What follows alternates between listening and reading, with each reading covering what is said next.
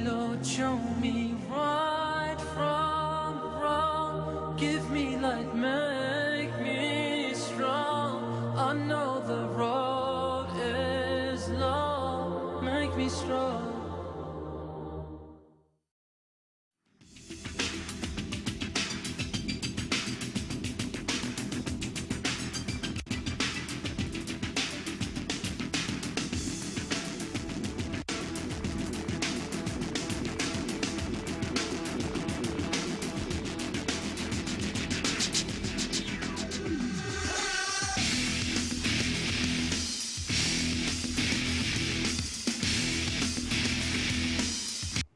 أعوذ بالله من الشيطان الرجيم بسم الله الرحمن الرحيم الحمد لله رب العالمين والصلاة والسلام على رسول الكريم. My brothers and sisters, Assalamu alaikum wa rahmatullahi wa barakatuh. My name is Hafiz Khan and welcome once again to Different Perspectives. We had a break for Ramadan and let me give everyone a belated Eid Mubarak. We hope that everyone would have benefited immensely from the exercise of Ramadan and made the best use of it.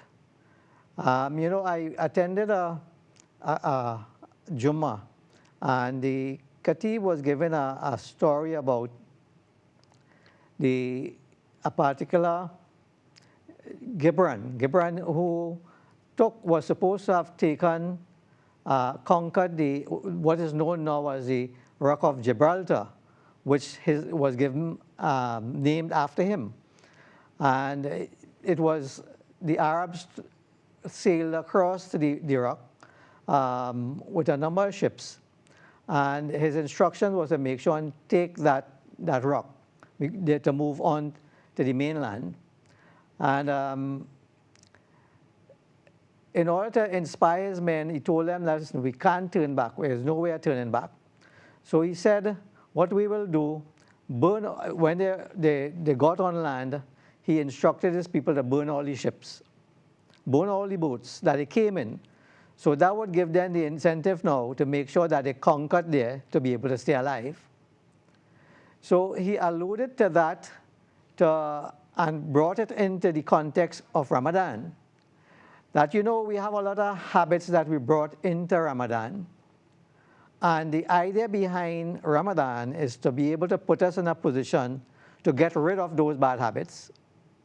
So he used the analogy, burning the ships of envy, burning the ships of whatever bad characteristics we would have had, so that we know that after Ramadan, there is no way we could go back to it.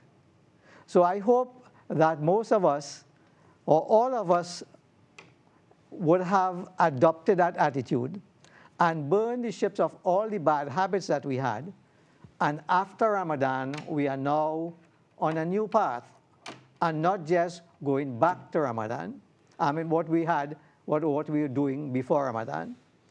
And I say that because, I was at the same mosque afterwards, and the Khatib was saying, well, here we are back to normal, and at Maghrib time, we have small crowds, when during Ramadan time, we are having big crowds. So I hope that we would understand what we really want to achieve, what have wanted to achieve during Ramadan, which is put us in a better place, improve our lives over that period of exercise, and now move from there to higher heights. So I hope everybody would have adopted that attitude and really benefited from Ramadan in that way, by burning the ships or the boats of all the bad habits they have, and eradicate them. Today, I want to talk about the Caribbean Network workshop that we will be having. It is a collaboration with a lot of the Muslim community in Trinidad and a foundation in England, and also the IIIT, which is the International Institute of Islamic Thought, also based in London. They are having this workshop, a Caribbean Network workshop. So we have a number of our brothers and sisters coming from across the Caribbean to join with those in Trinidad to be able to start a networking process so that we could work together and move forward in propagating Islam in the right way. So we have a number of scholars and persons attached to those organizations in England who are here now. So I'm taking the opportunity today to interview at least one of them. And during the course of the next couple of programs, we'll have interviews with others to give an idea of what their challenges were, where they are from, and how they got involved in this process. So today, let me just introduce my guest. He's my brother Anwar Yusuf Kara. Welcome to Trinidad. Welcome to Different Perspectives. And welcome to IBN. Assalamu alaikum. Wa alaikum salam wa rahmatullahi wa barakatuh, Brother Hafiz.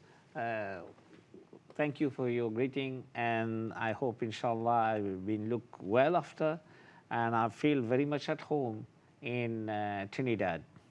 And I suspect that's because of where you're from. Yes, it's very interesting for people watching at home to know. As Muslim, originally I'm from Mauritius, but I live in UK, and we have many things in common. And I was saying to some people that, you know, we have many things in common. It looks like a bit perplex. Let me tell you a very brief thing how, and we have many things in common. To start with, we have the people who originated, first migrated, was sent here as indented laborer. For your information, indented laborer during the same time or even before was by East India Company was taken from people from Bihar and other villages, was shipped to Mauritius, and the same ship would carry the people in Trinidad. To the Caribbean. Now, what happened is that I heard about it because when I meet people, I see many names like Khoda Baks, Ali Baks, Khoda Bakas, Bakas. All this some years ago, I came about this name, I said, this is familiar. But even not too far away, I met one of your friends, Mr. Asim. He told me that his mother-in-law somehow told him, great-grandmother-in-law, that the people were shipped from India. Her husband was kicked out in Mauritius, and she was asked to stay on board. Is that a fact? That is quite fascinating. For me, I just say, you just gave me some proof of the link. And she eventually came and landed here in Trinidad. So I believe, my brothers and sisters, you need to do some work, some research. You may have brothers, sisters, cousins, not only in the old time in India, but in Mauritius. Yeah. Wallahi, this is, the world is a global village nowadays. It's so easy. I gave you some clue already. You know, there is a lot of common. Now, it's not only common thing that we have an ancestor. I love to see your food, man. When I came, we call it dal puri. What you call it? Same thing. You call it dal puri. I like yours, and ours is exactly the same, but maybe in a different. Yours is slightly bigger, ours a bit smaller. So we eat the same food. We have the same cuisine. So another thing we have in common, we have a language, which is Bhojpuri. You know, lots of people, Muslim and Indian. Of course, when we're talking about Mauritius, it's the same history we shared. Both people of the Hindu community and Muslim were shipped together in the same boat to go and work in the sugarcane by the East India Company. So we have the same language. Right. So for many, many years and many centuries apart, but we are united. You know, we are united because when I came here, I feel at home.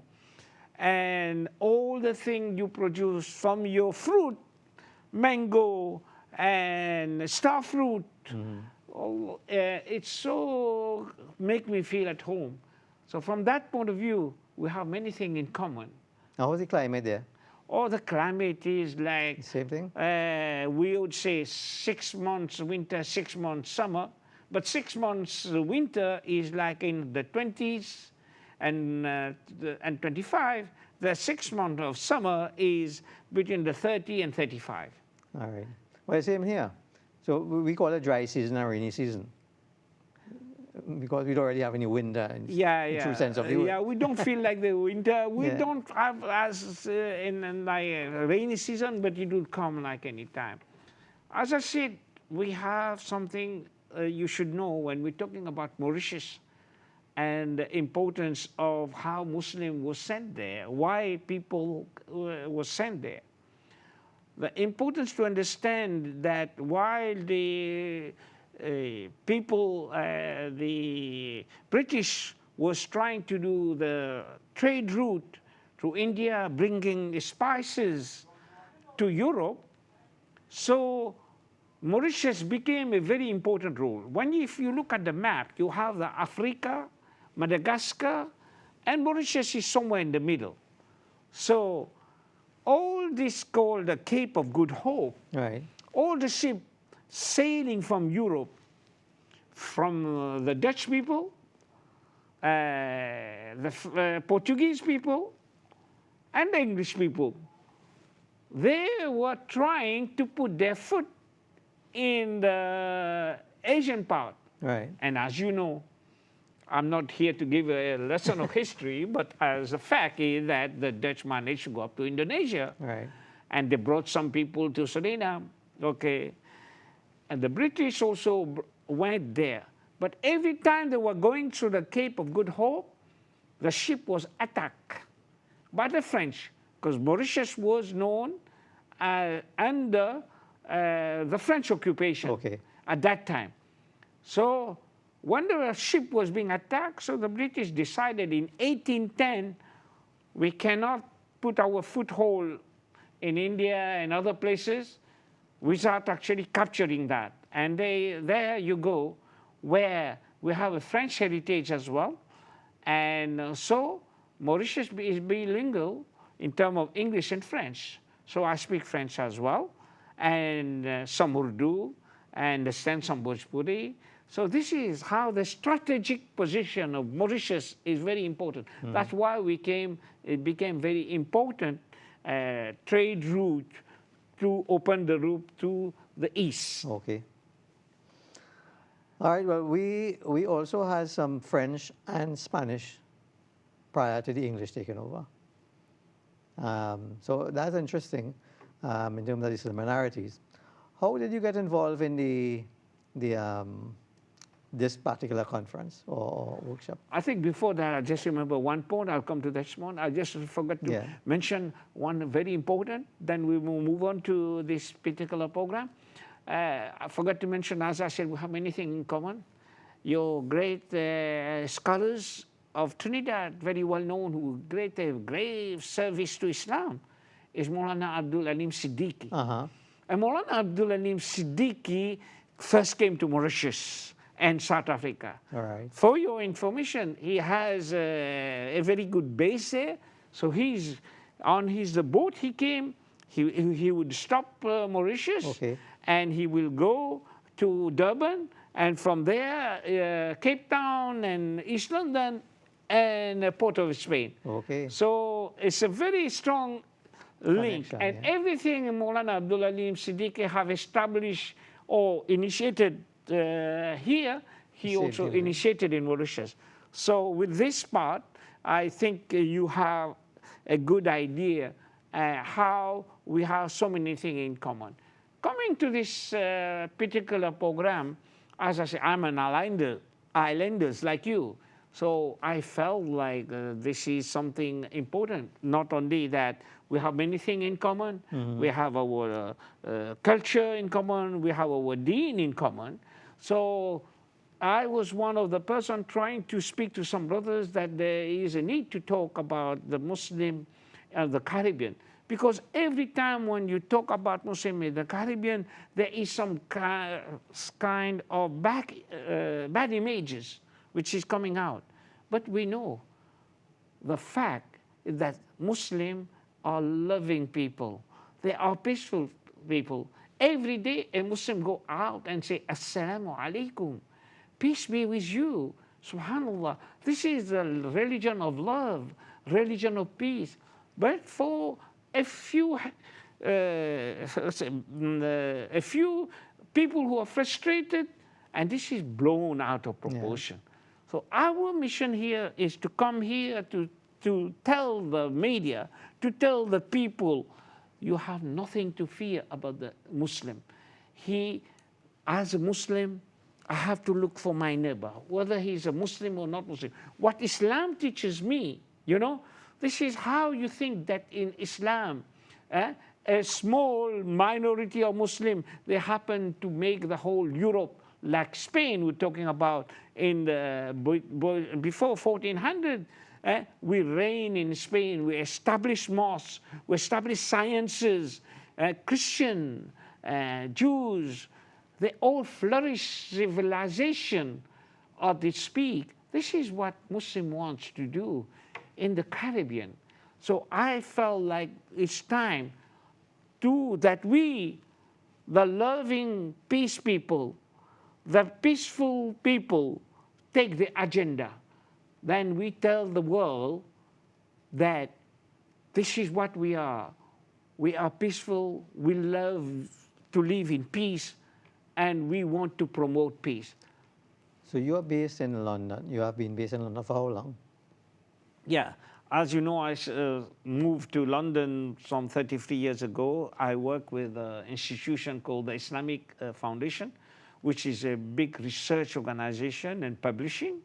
So I moved to London to work in that specific field. I started in Islamic audiovisual, for your information, right. Which was at that time in the 80s very new.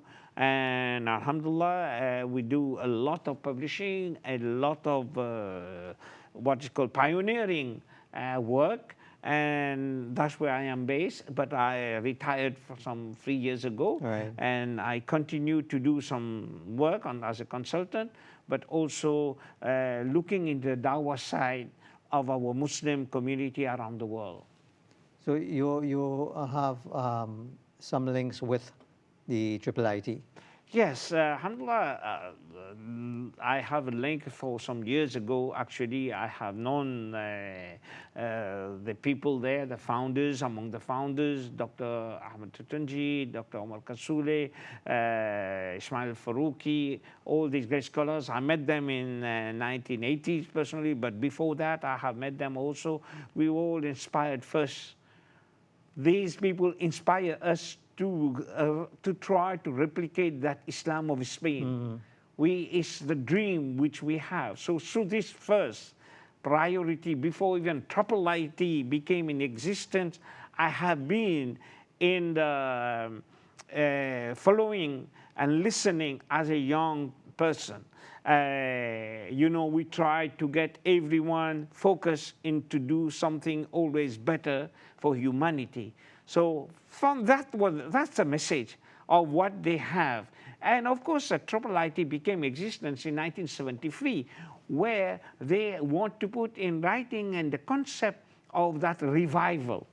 I would say we have the science, we have the knowledge, we've done it in the past, but through colonization, some other diversion, we left it. You know, our science, I would say, very sadly, our science is deprived of God. Our mathematics is deprived of God. Our sociology, whereas all this is bringing us to the Creator. Allah subhanahu wa ta'ala says in the Quran, إِنَّ فِي خَلْقِ السَّمَاوَاتِ وَالْأَرْضِ وَاخْتِلَافِ اللَّيْلِ وَالنَّهَارِ لَآيَاتٍ لِأُولِي الْأَلْبَابِ الَّذِينَ يَذْكُرُونَ اللَّهَ قِيَامًا وَقُعُودًا وَعَلَى جُنُوبِهِمْ وَيَتَفَكَّرُونَ فِي خَلْقِ السَّمَاوَاتِ. What a beautiful verse. In the creation of the earth, inna fi khalqi samawat, the earth, the sky, inna fi khalqi samawati wal ard and dunya, there is something for people to think. There is something for people to ponder about the creation. Is it not the role of the scientists to tell us when there is a danger of the climate, the ozone is depleting, let's take care of this? That's what the Quran is telling us. Look at the sky, look at the creation, look at the earth, and reflect, and go back and think that, oh Allah, you have not created all this in vain. So this is what Triple IT want to do with every person as we use this word. I want to use this word, but you have to understand, the Khilafah means the man responsible on being the leader, the responsible person, means we are responsible about our environment. We are responsible about humanity for the good, not for the bad. The Triple IT is not a very known entity in Trinidad, but they have been involved in really encouraging the scholarship, the Islamic scholarship, to produce articles and books that will really highlight the different aspects of Islam from a scholarship standpoint. What has been your experience in that respect? As I said myself, I got it from the mouth of the scholars like Ismail Rahimullah Faruqi and Abdul Hamid Abu Sulaiman, is that their objective to understand it in the perspective of what we call upgrading the Islamic knowledge.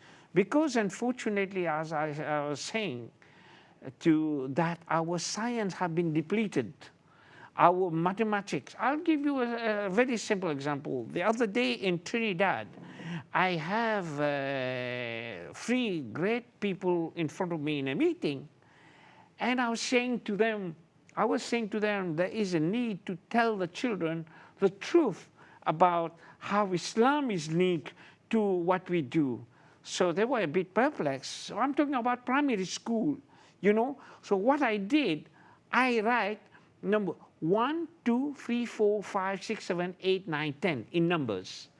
So I asked the person, the first person, look at this. What are these? Tell me from your point of view. He says, these are numbers. I said, right, but not the answer I'm looking for. And ask the person. The second person says, these are numeral. I said, anything in particular? He said, no, these are numeral. I said, yes, not the answer I'm looking for. And the third person, because this one said this, the other one said, maybe I'll try something better. He said, these are continuous numeral. 3 people and in the room. And I said, you know, I am here. I was taught the same way like you. Mm-hmm. You understand? I told them, why? No one told me this is called Arabic numerals. No one told me. By the way, if you look at the Arabic letters, you see 1 and you see 2 like this, okay? 3 like this. So when this is then turned 3 like this, become 3, you can see in all the scholar book, mathematics, these are known as Arabic numeral, because before the Arabic numeral, it was the Arab who introduces it to Europe. And Europe was using Roman numeral. I think you know Roman numeral 1, X, M, C, L, you know. So this is how Islam came. And when I was saying to them, you should tell the children, not wait for me till 40 years to discover this. And I want them to become initiated. So one of the process of this Triple IT is the understanding and upgrading this integrated the knowledge of science, social science, and Islam as one thing in common, not one thing opposing to one another. Right.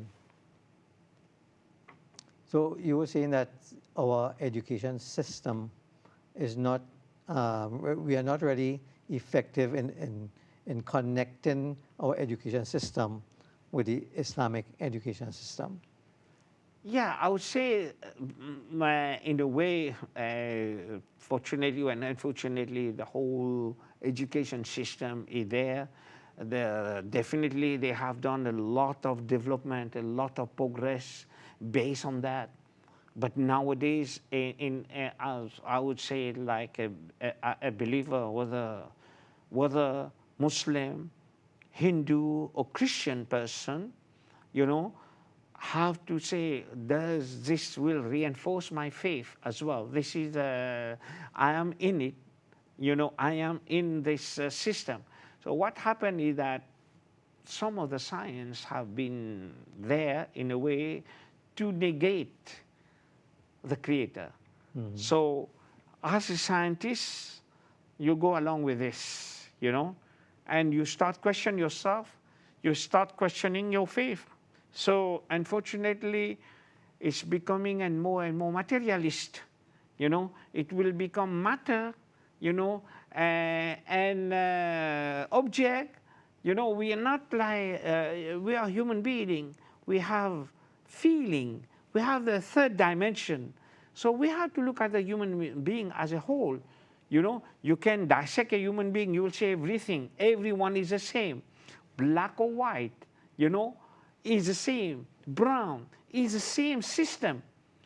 The color of the skin is not the issue. You know, we should believe that humanity is one family. And we should love one another. We should respect one another.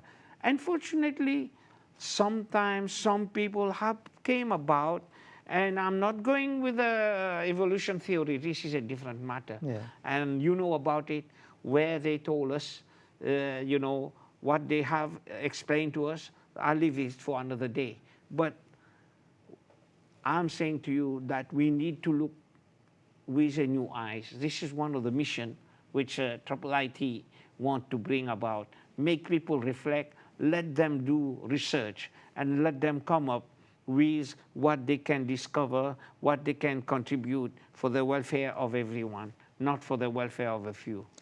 Coming back more contemporary, before we go into that, let's just take a little break and we'll come back. Thank you. High blood pressure is as dangerous as an overpumped balloon. Measuring your blood pressure every day can save you from risk of high blood pressure. MicroLife fully automatic upper arm blood pressure monitor with stroke risk detection.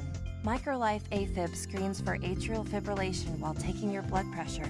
High blood pressure and atrial fibrillation are both considered controllable risk factors for stroke. If AFib is present during blood pressure measurement, the AFib icon is displayed flashing at the end of the triple measurement. Once 3 measurements are complete, the measurement data are shown on the display.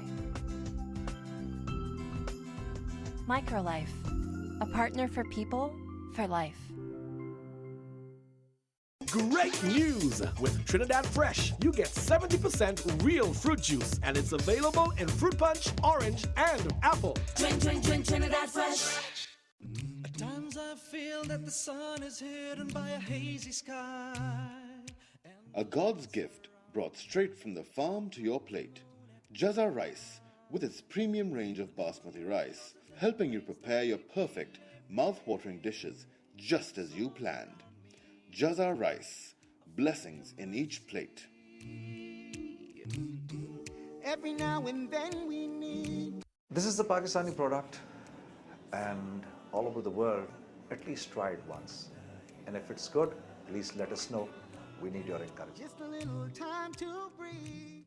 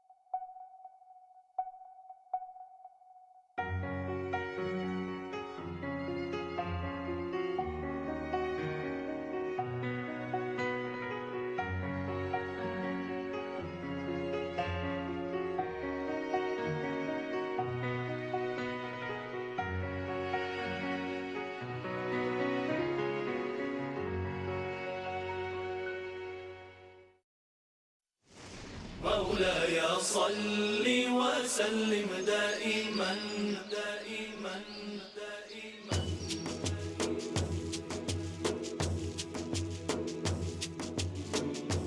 دائما دائما.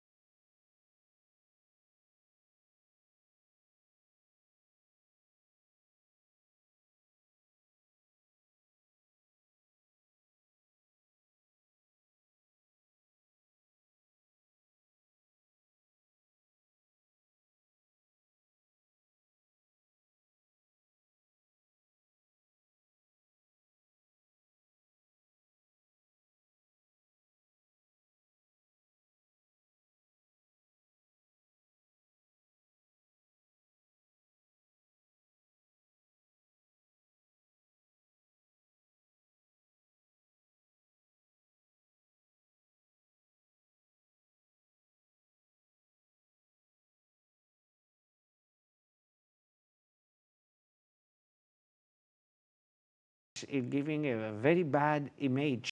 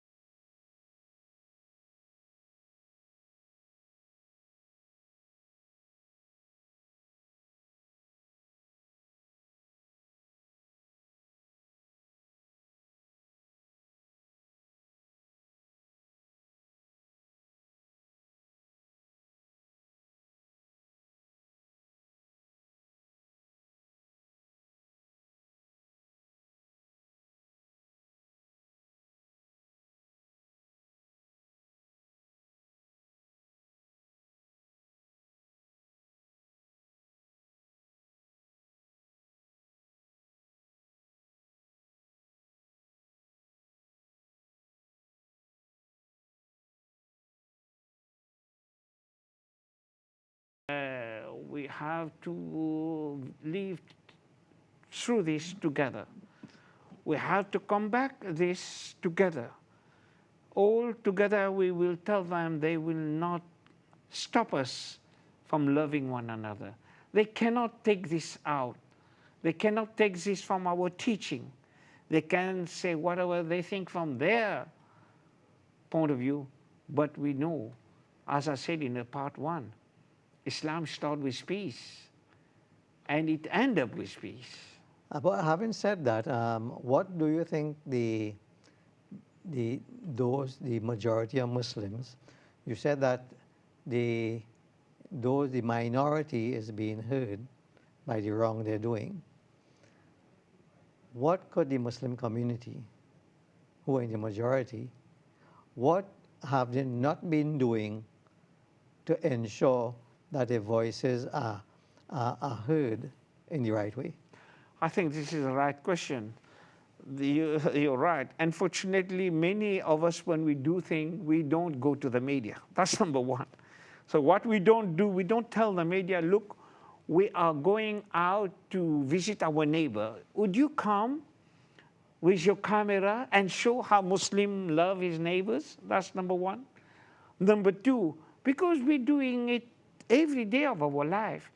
We greet people on the street, and we saw that it happened at that time when in Manchester, the fire took place. A Muslim man was confronting a Jewish lady, you know. It's been unfortunately documented, but this happened every day. You know, when it happened every day, the camera is not there rolling. Right. You understand? So that's what we should do. I don't know whether we don't want it for you, TV, for your cameraman to be there. We do it only for sincerity, for our heart. We do it with sincerity, with ikhlas, for the pleasure of Allah, the pleasure of God, for the love of humanity. That's why. So what we do not do, maybe, according to me, we do not call the media to witness. This is there. Should we do it? I think we shouldn't. If the media want to take note of it, they should come and visit the mosque and see the people, how we deal with one another in the mosque, with our neighborhood, and how, you know, we make an appeal. I'm talking about in the past when it happened. It happened in the past. The mosque, East London Mosque, was a place where all the people of all the religion were there. People were queuing up to give their blood. Lots of Muslims went out there. They were feeding, they were looking after the injured. So this is sometime, when there was cyclone, there was flood in Scotland. Muslims were the first to be out there to go and help. You know, in a way, maybe they make us more like visually outside, being seen. But this was always all the time, you know. I think maybe we need to be a bit more proactive. Do you think that we underestimate the need for public relations? Maybe yes. We underestimate the PR side of and we should have good PR. This is not like we do it and the person who is doing the PR doesn't know the subject and does not know what to talk. Fluency is very important. And the media out there, you know, he want to get in 2 minutes what you want to say in half an hour. Well, you know, you're raising a good point in the sense that on the one hand, you're saying that, you know, we do this every day and we do it from the goodness of our heart. And then on the other side, you're saying that, you know, we should be doing PR, but we don't really do it for that. So is it that we feel that PR is not part of our religion? Yeah, like I said, you know, it should become a part of our agenda, you know. I say because people want to do things, want to continue. There are many people, actually, I can tell you that. We know only about the big Bill Gates and others when they have created money and donation.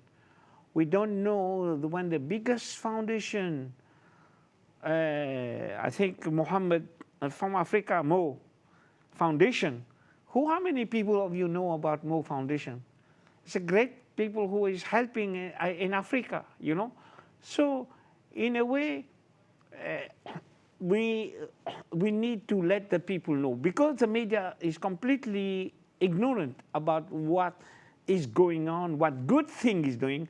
I think maybe we should do this not for them to be aware of what's really in what way we are involved in the community and for humanity.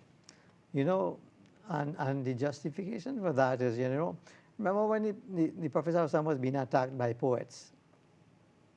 He hired poets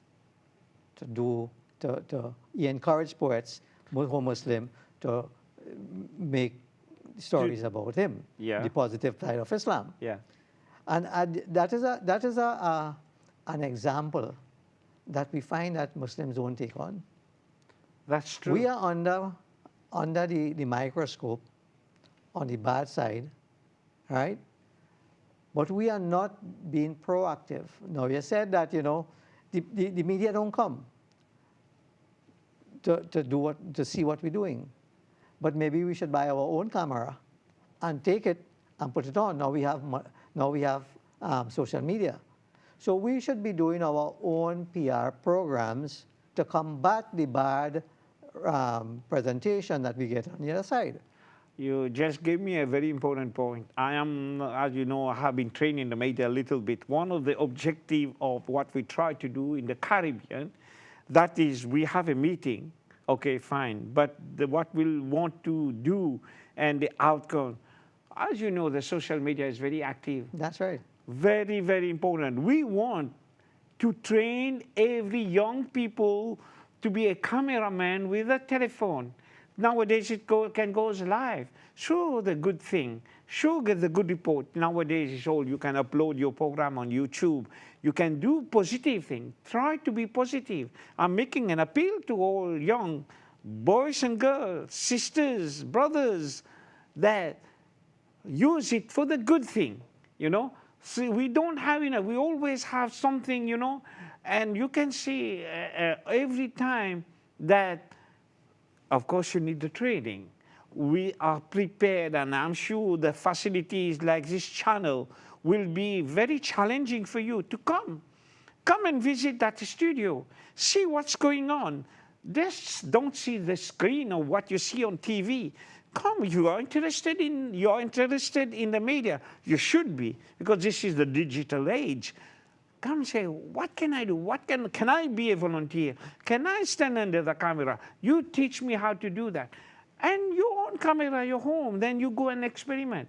You know, in 1976, we came here, first time, and I was among the people who trained the people. At that time, we did, within 3 days, a small production on Islamic program on water. Someone was so fascinated that he went to America and he gave a report of what happened in Trinidad training camp. So I'm talking 1986, you know. So nowadays, with all the facilities and technologies, I think you have no excuse, you know. No one really to blame. As you said, I don't blame the media, you know. They're doing what they can. Do something about it. You do something positive about it. And the same thing would apply in England. Of course. That they need to be doing more things ready to combat, because they are the ones who have getting more bad news about Muslims. So they need to really be more proactive as far as the use of media, social media in particular, if it's that they're not getting any breaks on the normal media. And nowadays, it's just like this. Everyone, in fact, everyone is a producer. That's right. Everyone is a cameraman. Yep. Everyone make his own agenda. But the Muslims are not doing it effectively enough. Not effectively, I agree with you. Because we have bad press we get all the time, and we are not using our skills that we have and our opportunity to counteract that. So we have to start building a counter narrative to those situations, and that is how we will drown off the bad image that is being portrayed. You know, as a program like this, you and me sitting in front of the screen, the people don't know about the cameraman, the producer, the mixer, and the archiving, and the researcher is all part of the team. So if you want to learn the real thing, you should know it's not about just one man. It's working also, we want to teach them, working as a team, you know? Mm-hmm. So working as a team in the spirit is very important for building the bridges. All right, you know, you were given one, a little story just before we started about an hypothesis that, was it a lawyer was doing? About... oh, you want me to tell you that story? Oh my God, because that is another story that we have within the Muslim community that is important. Okay, that is, you put me on the spot here, Brother Harvey. Anyway, I'll try to share with you. I say hypotheticals, okay? So it did not happen. Okay, it does not happen. So I tried to be, not to put it in a country in particular. I just said that I was put on the spot by one scholar, actually a great friend of mine. He was talking and giving a khutbah, and he says, imagine, okay, brothers and sisters listening at home, imagine that a country where there is a prime minister and there is some Muslim minorities living there, like a bit like Trinidad, but it's not in Trinidad, okay? A country very far, okay? Use Trinidad. No, I don't want to be here using Trinidad. I end up in trouble. So I'm saying a very far remote island. Use Britain. Use Britain. You were from Britain. Is that okay? Yeah. Okay, if, for example, say, island like Great Britain, and you know, the place of parliament is there, the prime minister lives in Downing Street. Okay, the prime minister decided that, look, I think that we cannot run this country effectively. The Muslims have been voicing their voice that they are better. Let's give them this power. So breaking news, the Prime Minister has invited the Muslim to Downing Street. Okay. To take over the government. To take over the leadership of the government and to govern the country. So the breaking news happened at 4 o'clock, you know. So what the Muslim do? Please, believe me, this is hypothetical. So the Muslim just say, oh, this is a great occasion. We should go.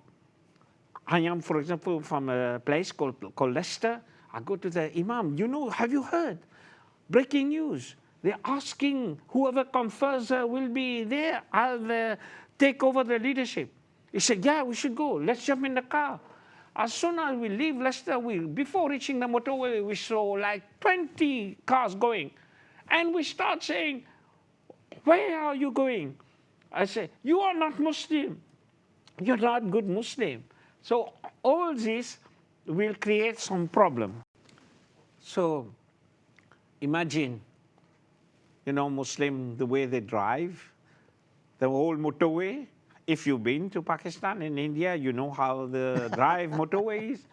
So in the same spirit, there will be chaos. Everyone will start labeling others. So this is not going to happen. When we are given this opportunity, we cannot unite among ourselves. I hope this imagined thing doesn't happen. So the point being made, in fact, is that the Muslim community is so divided and they are not structured that if we are given the opportunity to really take over and run a country, we would know where to start, who to put. We will fight because among ourselves. Everybody, they will start a big fight to determine who would be the one to lead. And this is where we are within our community. And I think this is the same in every Muslim community across the world.